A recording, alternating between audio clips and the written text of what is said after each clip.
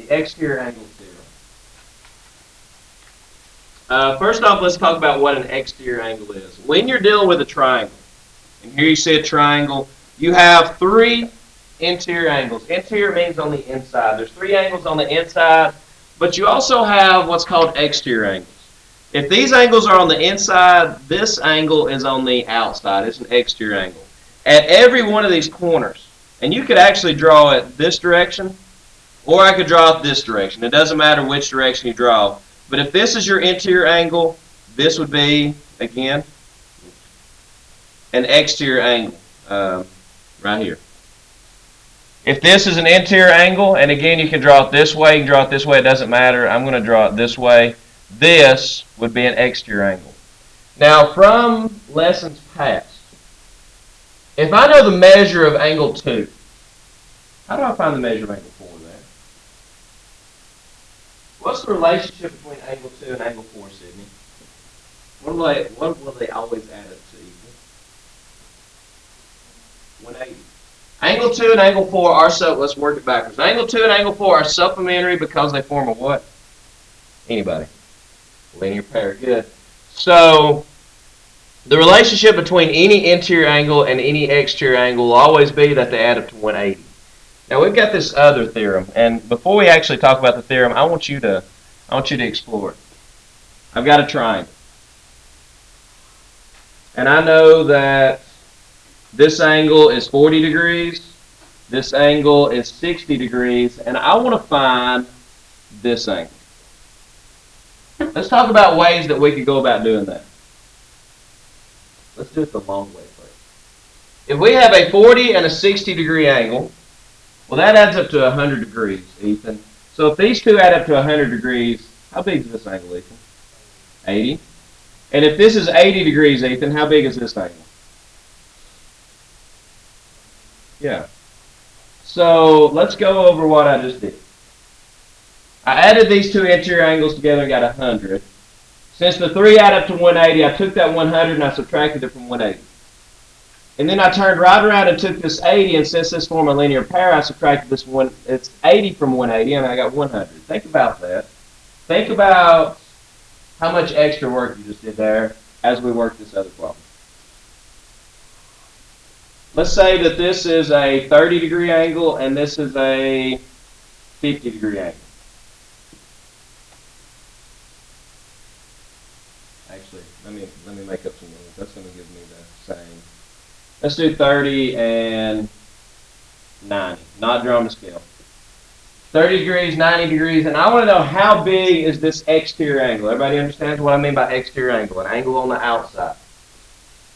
Help me out with it, Zoe. Zoe's back. No. Help me out with it, Hunter. If I have 30 and 90, what's that add up to, Hunter? 120, so how big does that make this? 60. So we found the other interior angle. Now let's turn right around and use that 60. Hunter, how big is this exterior angle? 120. Does that see a shortcut we can use there? What you're doing is you're adding these two angles together, right, first, and then you're taking it from 180 to find this. But then what are you turning right around and doing to this to find this? Aren't you subtracting from 180 again? So if you're adding together and you're getting 50, you're taking 50 from 180 and you get 130. Then you're taking 130 from 180 and you're getting 50 again. Why not just add these two together? And let me explain what these two angles are called. These two angles are called remote interior angles. If you're talking about this, if you're looking for that exterior angle, the two that I circled are called remote interior angles. Here's how I tell people to remember that.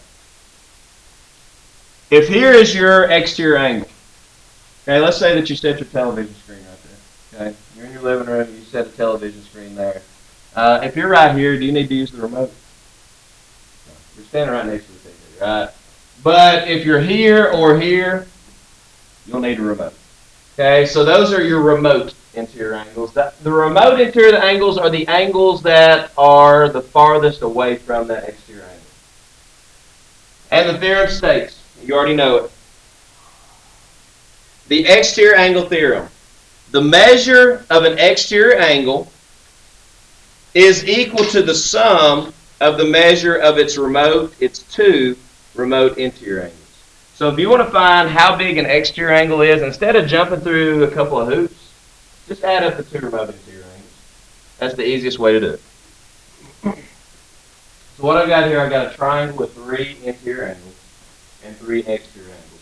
Angles 1, 2, and 3 are interior. Angles 10, 11, and 12 are exterior angles.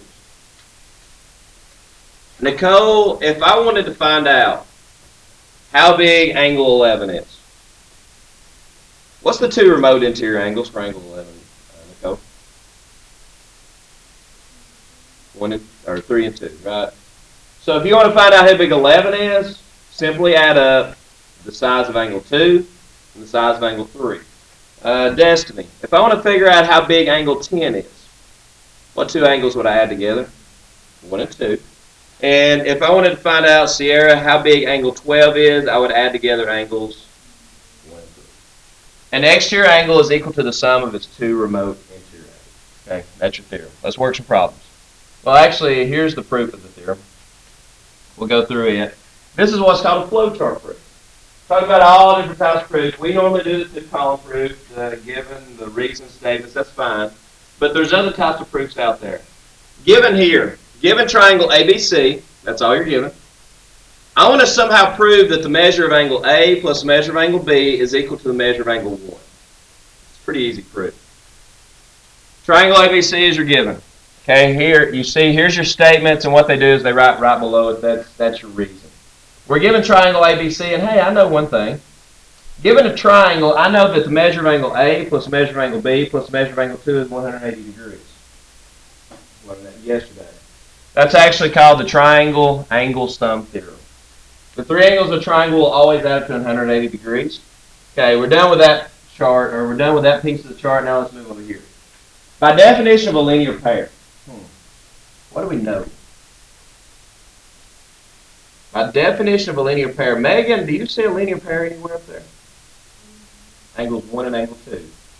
By definition of a linear pair, by what Megan just said, angle 1 and angle 2 form a linear pair. Since they're a linear pair, flowchart, we're flowing down. Since they're a linear pair, I know they're supplementary. How do I know that? Because if 2 angles form a linear pair, then they're supplementary. I already know that. And Erica, since they're supplementary, they add up to what? So the measure of angle 2 plus measure of angle 1 is 180. Okay, look what you now have.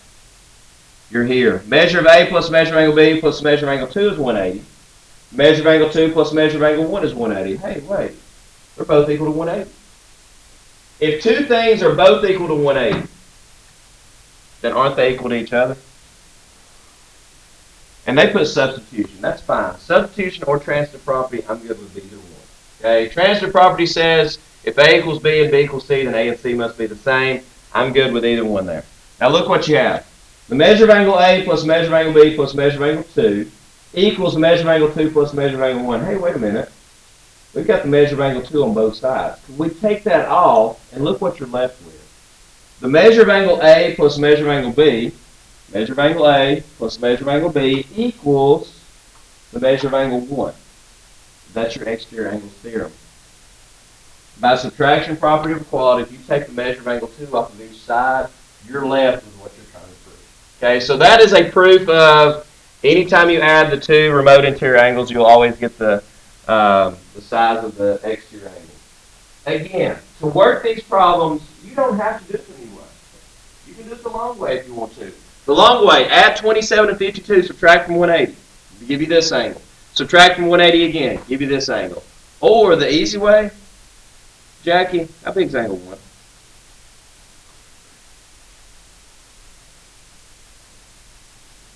$79 degrees. Guys, just add those 2 together. Right. To find an exterior angle, add up the 2 remote interior angles. You're done. Okay, 79 degrees. Now, if you wanted to, that's 101 degrees. 43 and 22, Jordan P. Here's my exterior angle. So therefore, if this is my exterior, if that's where my TV is located, that's where you're going to have to use the remote from. Jordan P., how big is angle 3? 65 degrees. which is, again, simply the addition of 43 and 22. Put them together. Add them together, you're done. Everybody handle that? Corollaries. Corollaries. Let me explain. Isn't that something in your heart? Corollary? No. Different type. Talking about something completely different. A corollary. A corollary, you remember back when we started talking about theorems and postulates and all that stuff? I told you a postulate is a common sense statement. Postulates are things like if you have 2 points and you can draw one line through those 2 points. Well, how do we know that? Well, that's common sense. A theorem is something that's a little bit more complicated. Something that needs to be proven before we accept it as true. A corollary is something, okay, now that we know the theorem, a corollary is something that's pretty much common sense that comes from the theorem. So a corollary is very similar to a postulate. Corollary is a common sense statement that directly flows from a theorem. So now that we know, and these corollaries come from the triangle angle sum theorem, that we're going back a little bit. Now that we know the 3 angles in a triangle always add up to 180, we also can very easily follow from that statement these corollaries. The 3 angles in a triangle add up to 180. But what if it's a right triangle? Let's think about what we could pull from that statement. Okay, the 3 angles add up to 180. But if it's a right triangle, look at that right triangle over there. Don't even read this. Look at this right triangle. If the 3 angles add up to 180, if it's a right triangle, what are these 2 angles going to add up to? 90. Isn't that kind of common sense now that we know the 3 add up to 180? What is it called when 2 things add up to 90? They're complementary. So that's where this corollary comes from. The acute angles of a right triangle are complementary. Yeah, we know that because the 3 add up to 180. Okay, you don't have to write it down because, again, unless you want to, isn't that kind of common sense when the 3 add up to 180? If you have a right triangle, the 2 acute angles will always add up to 90. This next one we've already talked about. There can be at most 1 right angle or 1 obtuse angle in a triangle. That's common sense because we know that they add up to 180. So you can't have 2 right angles. Because right angles are 90 degrees, 90 degrees. You put that together, you're already at 180. We've already discussed that. So the first one's the big one. In a right triangle, the 2 acute angles always add up to 90. They're always complementary. So let's work some more problems. And again, these are just like the ones we worked yesterday. It says find the measure of each numbered angle. Let's find them all. Okay, even if they don't ask us, let's find them. You have tons of right angles. JC, let's do angle 1 first. You have a small right angle, which before we even start, guys, here's a good question. Here's a good trivial question. How many triangles do you see? There are 4. So I see all 4 of them, right? And keep that in mind as you're working these problems. You have a large one on bottom. You have 2 small ones on top, but you also have the one, if you put the 2 top ones together, you have a large one here as well. And if I'm not mistaken, the large one here is going to be the same as the large one here, and we're fixing to get into a lot of old stuff and revisit it in just a second. But JC, in this small triangle here, you have a 52 and you have a 90. Since you have a 90, we don't have to say the 3 add up to 180. We can say the 2 add up to 90. What do you get for angle 1, Jason? 38 degrees. Cole, what about angle? We'll do angle 2 next. You have a large triangle. You have a 38, and since it's a right triangle, you don't have to worry about the 3 adding up to 180. The 2 have to add up to 90. Cole, how big is angle 2? Here's 38, and this would be 50.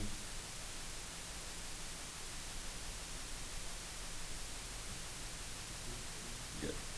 Because those 2 have to add up to 90, or you can say the 3 have to add up to 180, either way. Stephen, well, here's a 90-degree angle. So if this is 52, how big is this one, Stephen? 30. 38. And if this is 38, then this must be 52. Question. Is that a rectangle? Is the whole thing a rectangle? in order to be a rectangle, well, you need 4 right angles. Do we have 4 right angles? Yeah. Something else that's important about having being a rectangle. Y'all know what's true about the opposite sides of a rectangle? They're the same length, but not only the same length, they are parallel. Are those 2 lines parallel? Uh-oh. Old stuff. Why are those 2 lines parallel? There's a couple of different reasons you can give me. Does everybody see the Z? Look at the 38 and the 38 that you have inside of that Z. What kind of angles are those? Alternate interior angles. If alternate interior, and like I told you guys, don't forget anything. It all comes back. Okay, there's nothing that we have done that will not revisit again later. If alternate interior angles are the same, 2 lines are parallel. And you can do it the other way too if you wanted to. Or another reason, take this line and this line again and look at this transversal. That's 90 and that's 90. I believe those would be same side interior angles. Same side interior angles have to be supplementary. They have to add up to 180. In that case, they're 90 and 90. Same side interior angles are supplementary. That is a rectangle. Those lines are parallel. So that's another way. Since we knew that was 38, we knew automatically that was going to be 38 as well because of alternate interior angles. Another one. Here's a nice one. To me, it reminds me, especially this part of it, reminds me of like rafters. You've got all your support braces and stuff in a rafter. Let's see if we can find all the angles. Vanessa, let's start with angle 1. We'll just go in order. Angle 1. Notice you have a right triangle, Vanessa. So therefore, what's these 2 angles going to add up to?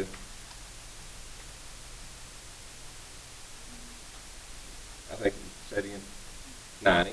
In a right triangle, the 2 acute angles have to add up to 90. So this angle would be, if you subtract 28 from 90, you're going to get 52. Good job.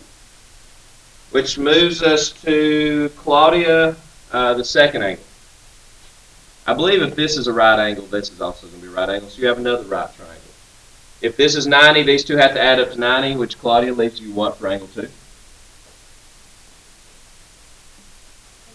39 degrees. Everybody good with that? Angle 3. Chris, you don't have enough information yet for angle 3. They understand that. Angle 3, in order to find it, we know the 3 angles have to add up to 180, but we don't have this angle, Chris. Can you tell me how to find that angle?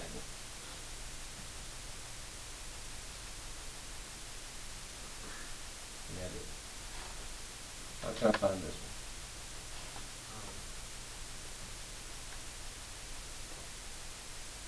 Where's your hand? How big is this? Straight line.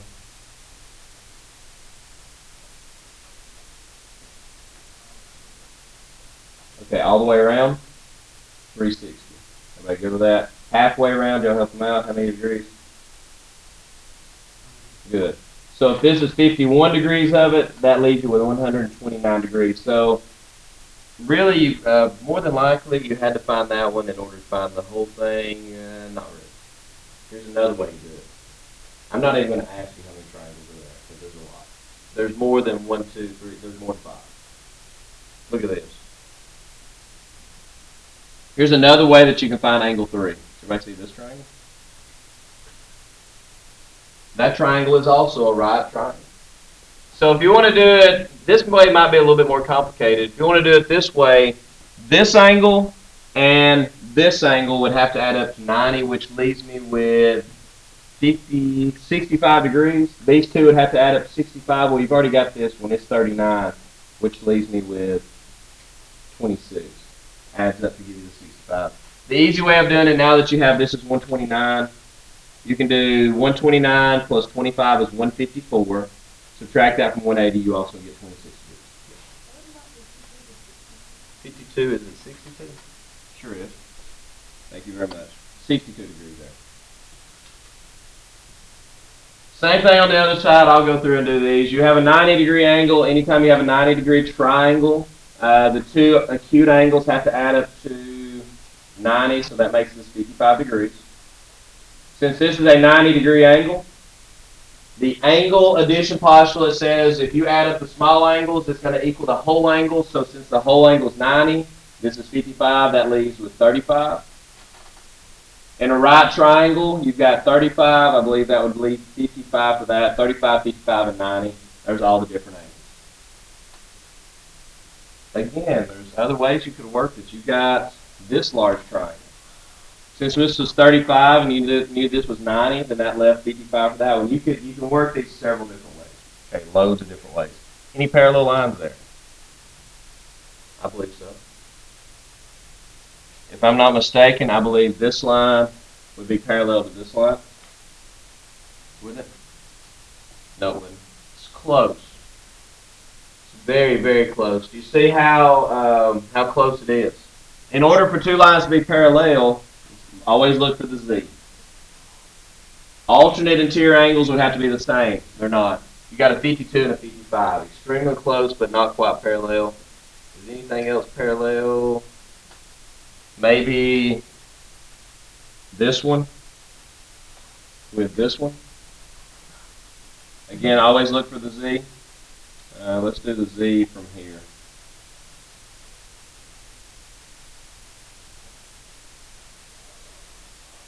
That would be, you can measure how big that is. That big's, no, 81 and 80.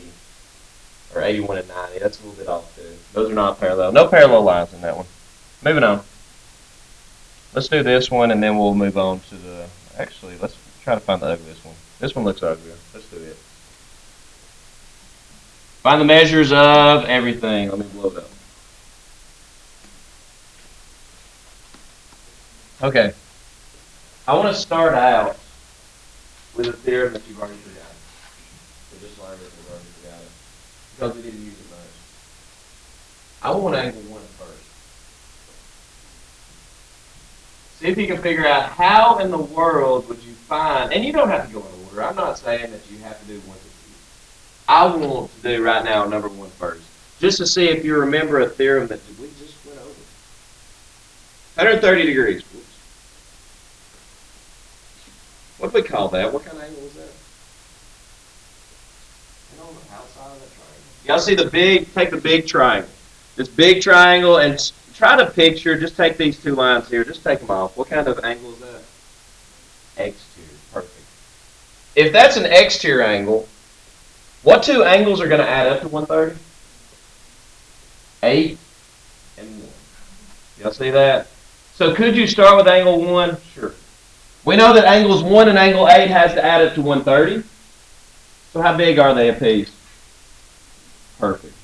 65 and 65. So don't forget that whole exterior angle theorem, exterior angle theorem that we just did.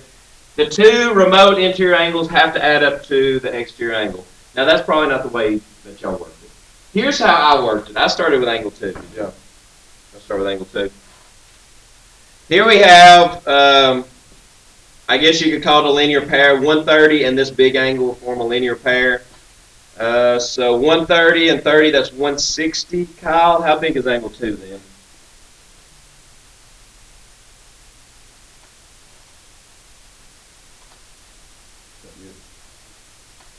One 30 and 30 is 160. That leaves how much? That's a straight line, right? So it leaves how much? 20. Good job. So that angle is 20 degrees. Now, here's the thing, guys. The way that we did it, it made it a little bit easier to find angle 3 now. But how in the world would you have done it? If you didn't have this angle 1, what'd y'all do next? Did y'all do 7 next? Yeah. 7 would be pretty easy. 110, what'd you get, Carson, for 7? 70. And then where did y'all go from there? Here, angle 5 would be 110. Why? Give me a description. What two types of angles we got here? Vertical, good. So vertical angles are the same. Linear pairs are supplementary. Now that you've got 110 and 30, you could win here. Right? You got this triangle, 110 and 30, that's 140. So Rachel, if these are 140, how big is 4? 40. Good. Then where did y'all go next? Did you get stuck because of the whole 2 congruent angle thing? if you didn't realize, now you could have done a big triangle. Once you realize that this was 20 and this was 30, well, that whole thing's 50. And since the whole triangle has added up to 180, if this is 50, these were the same. So therefore, you could have split that 130 in half and got the same answer that way. Let's see, what are we going to do next?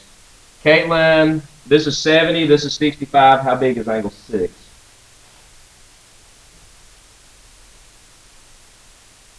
I think that adds up to, what did I say, Caitlin? That adds up to 135, which leaves, good. And we have 45 and 40. Okay, here we go. So now that we got 45 and 40, that's 85, and I believe you do the math there, you end up with 95. So it looked like a right, I thought this one looked like a right triangle, possibly, or maybe this one looked like a right triangle, but they're nearly. You got an 85-degree angle and a 95-degree angle, they're not right triangles. Reminder. When you have an isosceles triangle, that means that you have a triangle that has two equal sides. What we're going to do, we introduced all triangles. We introduced isosceles, acute, obtuse, equilateral, equiangular. The rest of, actually, I think it's 4 chapters. You have 3 to 4 chapters that talks entirely about triangles. No other shape. We're going to spend 3 to 4 chapters talking about triangles. And you're sitting there thinking, there's not that much to talk about, right? I promise you. There's actually a whole branch of mathematics called trigonometry that's based entirely on the triangle. Why the triangle? Y'all know what's true about the triangle? Next time you go to Scottsboro and you drive across, well, not the new bridge, but once you're coming across the old bridge, look up, see how many triangles you see. The triangle in construction is the strongest shape that exists. Why? Build something rectangular. Take you some wood, take you some 2x4s, take you 4 2x4s, put you some nails in the end, and try to put something heavy on it. What's going to happen? It's going to fold down, right? It's going to fold this way. Okay, it's going to come unhinged here and here, and it's going to fold down. Rectangles are not very strong. You know how to make it strong? You brace it. What you just do when you brace it? See how the triangle? Again, guys, the triangle is hands down. I don't know, have y'all ever made toothpick bridges? One year I did toothpick bridges in one of my geometry classes. And you had a lot of people trying to build their toothpick bridge with rectangles, and they broke really easy. Rectangles are not strong. The bridges that did the best were the ones that had tons and tons of little triangles in them, right? So the triangle is extremely important to us, especially in construction. So that's one reason we spend so much time and there's so much information based on the triangle. But here we're talking about just isosceles triangles. When you're dealing with an isosceles triangle, every isosceles triangle has 2 legs. Most every human has 2 legs, same way as an isosceles triangle. The legs are the 2 congruent sides. Okay, 2 congruent sides, 2 legs. And then you have what's called the base. The base is the other side. Make sure that you know that. Base and 2 legs. Let's see, what else do we need to know? Every isosceles triangle, as with every triangle, has 3 angles. It has 2 base angles. Now, if this is the base, then these are the base angles. And then you have what's called a vertex angle. So you have 2 base angles, 2 legs. A vertex angle and a base. There's all your definitions of the isosceles triangle. Now, here's what I want you to picture. And everything that we're about to do with an isosceles triangle, if you can remember what I'm about to show you, it's going to make things a whole lot easier.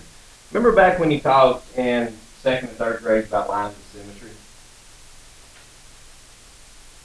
Butterflies have lines of symmetry, right? You can take a butterfly, and if you took a knife and chop that butterfly right down the middle, its left and right sides would be, you could fold it up, right? And it would meet. Don't do that. Lots of things have lines of symmetry. My chair, my desk chair, has a line of symmetry. Most all chairs have line of symmetries. Faces, kind of, have lines of symmetry. Some faces, right? Does an isosceles triangle have a line of symmetry? Yes. If you remember that fact, everything we're about to do with isosceles triangles is going to be so easy to use. Isosceles triangles have lines of symmetry. Actually, a line of symmetry. It has only one. Which means you can take the left side of an isosceles triangle and fold it over to meet the right side. So with that said, if lines of symmetry means that it's symmetrical, means that you can fold it, it's a perfect fit. The two legs were the same, right? What's true about angle 2 and angle 3? Are they going to be the same? Fold it. It's a perfect match. If you fold this over that line of symmetry, it matches up perfectly. Guys, that's your next theorem. The isosceles triangle theorem, which is one of the most tested theorems on standardized tests. When you get on that ACT, I promise, if there's a bunch of geometry on it, there will probably be something about isosceles triangles. The isosceles triangle theorem says if two sides of a triangle are congruent, then the two angles opposite those sides will also be congruent. Or if you want to call it this, if two sides of a triangle are congruent, then the, well, not are, base angles. Isn't that what we call them? If two sides of a triangle are congruent, then the base angles of that isosceles triangle is also congruent. We know that. Guys, again, isosceles triangles are symmetrical, which means if I fold it, it lines up perfectly. The size of this angle is identical to the size of this angle. Converse. The converse of that is also true. The converse states that if the two angles are congruent, then the two sides will also be congruent. Congruent sides equals congruent angles. Congruent angles equals congruent sides. Here's a tough one. In triangle DEF, DE is congruent to DF. Name two congruent angles. It is tough, but at the same time, this is what gives some people trouble. Because they don't know, is it these two angles are the same? Is it these two, or is it these two? Again, think about where your symmetry is. This triangle is not sitting on its base. It fell over. Everybody see that it fell to the right? Prop this thing back up on its base. Flip it back up. The base angles, Jordan D, which two are the base angles? E and, it's not on its base. E and F. In an isosceles triangle, the base angles are congruent. The angles across from the congruent sides. Now let me explain why. Take a triangle.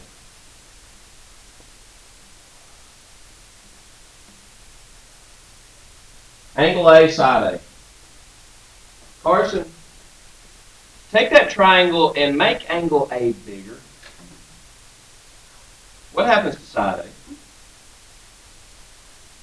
Everybody picture that. Everybody picture angle A on top getting bigger and bigger and bigger. If this angle, Carson, gets bigger, what happens to the side right here? It gets bigger too, doesn't it? Do these sides have to change? No. If angle A gets bigger, side A gets bigger. If angle B gets bigger, side B gets bigger. If angle B gets smaller, shrink it, side B gets smaller. So again, there's a direct relationship between an angle and the side across from it. So think about what we're doing here. If angle F and angle E are the same size, what's going to be true about the sides across from it? They're going to be the same size. Because again, there's a direct relationship between angles and their opposite sides. If their opposite sides are the same, the angles are the same. If the angles are the same, the opposite sides are the same. So in this problem, angle E is congruent to angle L. Next problem. If HG, which is here, is congruent to HK, Abby, what two angles would be the same? And it's going to be, which one, G and J? Careful. Here's your isosceles triangle. This is all extra. Okay. There's the isosceles. This is congruent to this. So angle G and angle K. And it's going to be very tempting to call that angle K if we can. This is okay. Angle G, that's the only angle at G. But if we call this angle K, I really don't know if we're talking about this angle or this angle. So instead of angle K, we're going to say angle G is congruent to angle HKG. Just so that way we know that we're talking about this angle. Okay? Any questions on that? What about this? Brianna, angle KHJ, which is this one, is congruent to KJH. Those two angles are congruent. Does everybody see that isosceles triangle? It's not sitting on its base. If those two angles are congruent, Brianna, which sides are congruent?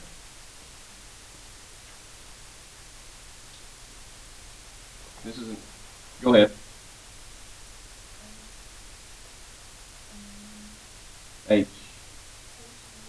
HK.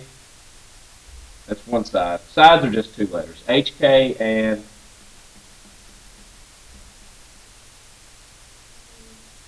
KJ. Side HK and side KJ would be congruent. Again, the base angles are congruent, the sides are congruent. Set that thing on its base angles.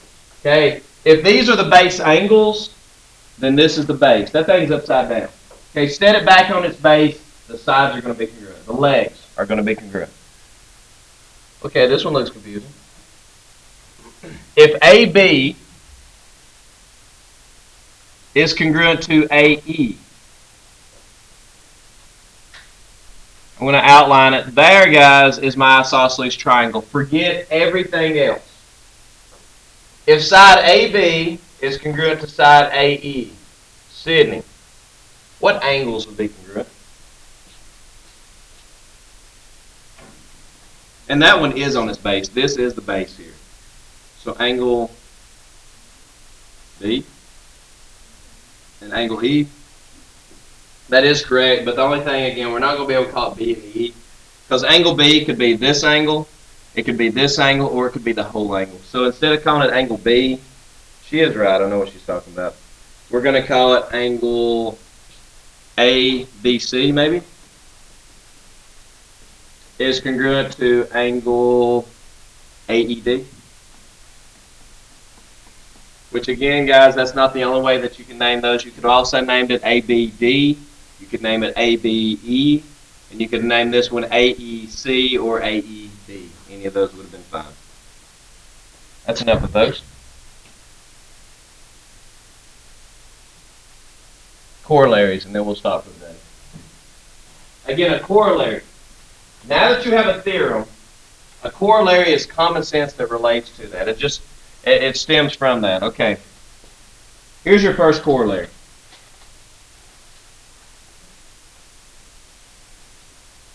If you've got an isosceles triangle, then we know that these two angles down here will be the same, right? Let's go a step further. Instead of isosceles, let's make all three of them the same. Well, since these two sides are the same, these two angles will be the same. Well, what about this? Now that these two sides are the same, would that not make these two angles the same? The reason this corollary follows straight from that is because you have like a major isosceles triangle here, all the sides are the same. This is an equilateral triangle.